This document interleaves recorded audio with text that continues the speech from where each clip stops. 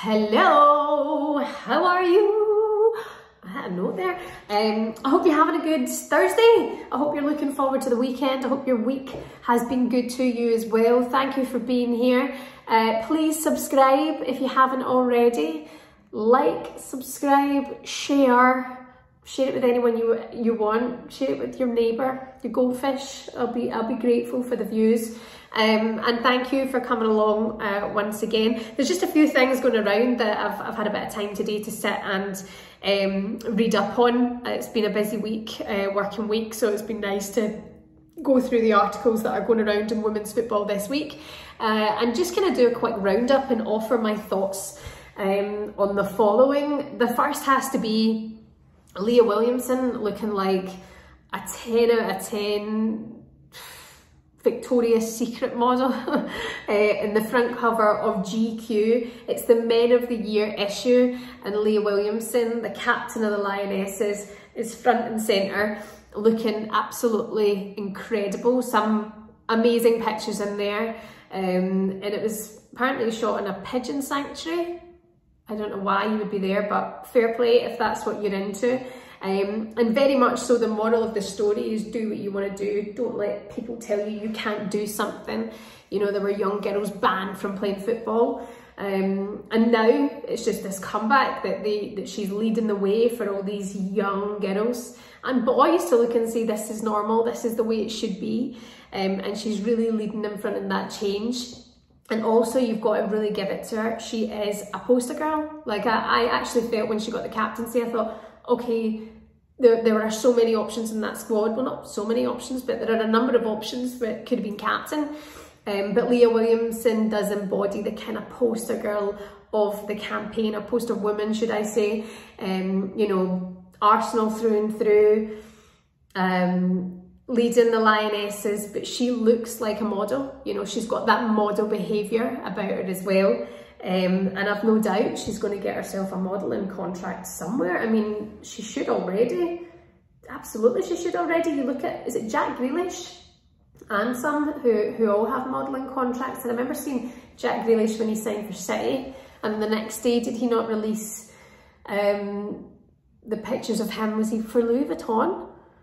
Possibly, but you know, she's that kind of way. You can tell she's got something big like that in her locker, and a massive, you know, campaign for being a model for somebody. But this is a prime example of how good she looks, and she's that naturally pretty, lovely person. She's not put a foot wrong. Everybody absolutely idolises her, and for being on the Men of the Year issue as Leah Williamson, the captain of England, it's a massive statement. And you know, she talks about it in her quotes in GQ about just being a young girl with a dream and getting to live it.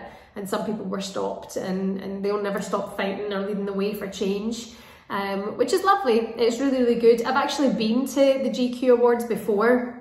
This was about 5 years ago.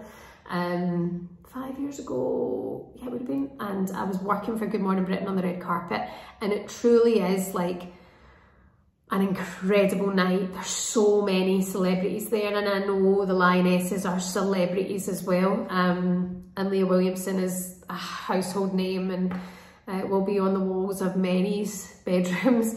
But yeah, when the Lionesses go to that event, it'll be an incredible moment. You know, it's a huge moment. GQ is massive.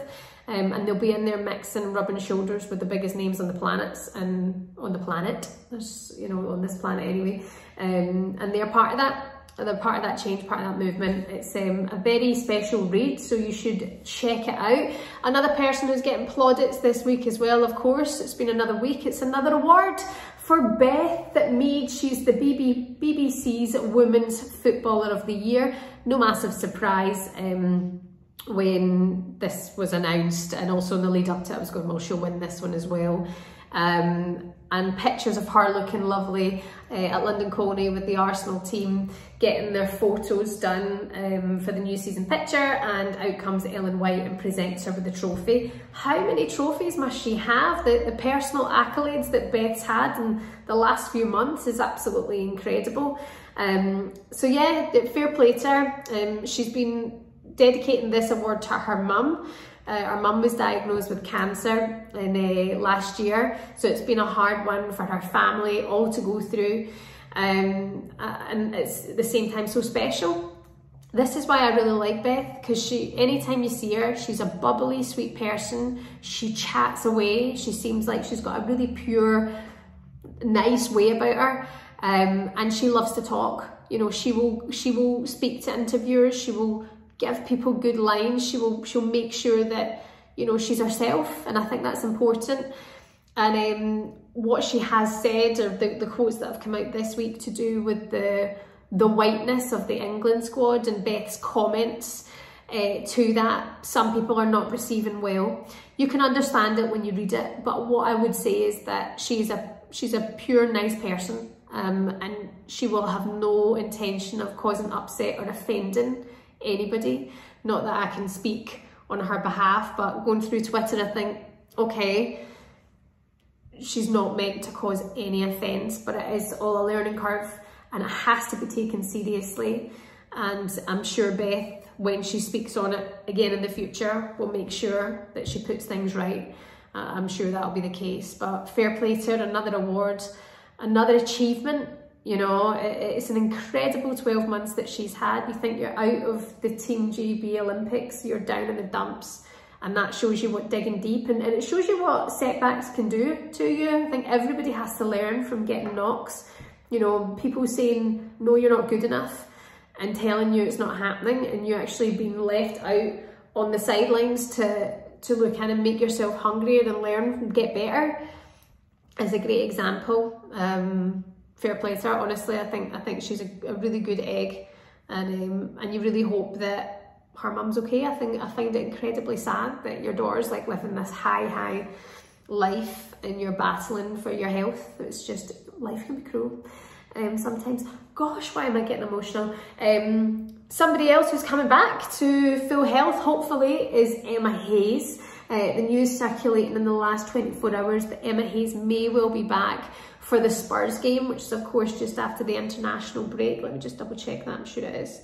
Yeah, so she will be back, hopefully, for that. Now, of course, that's maybe me speaking too soon, but let me just take the fixtures on Sunday the 13th. Sunday the 20th, is it? Chelsea Spurs, yeah, on Sunday the 20th of November. It's a 1 o'clock kickoff. It's going to be at Kingsmeadow, I would imagine, unless it's at the Bridge. Actually, it might be the Bridge. Is it the Bridge? I should know these things. You'll probably know better than me. That's fine, I'm happy to be told otherwise. Say it is at Stamford Bridge, which probably is, because the World Cup will be underway. That's a huge game to come back to, and I'm looking forward to seeing her back. I was watching the Chelsea game against Manchester United on Sunday night, and you see is it the guy Paul Green with the earphones in, and he's kind of smiling and having a laugh, you know, and obviously they're performing well, Chelsea, and you just think she must be so frustrated to have to, you know, watch this on a live link, then probably have it on the telly at the same time and speak to him, and oh, it must be so frustrating. But she has said, Emma Hayes, in a statement to the club this week, watching games at home with intermittent internet, I cannot cope. I'm so ready to get back to work. Can't do this home watching for much longer.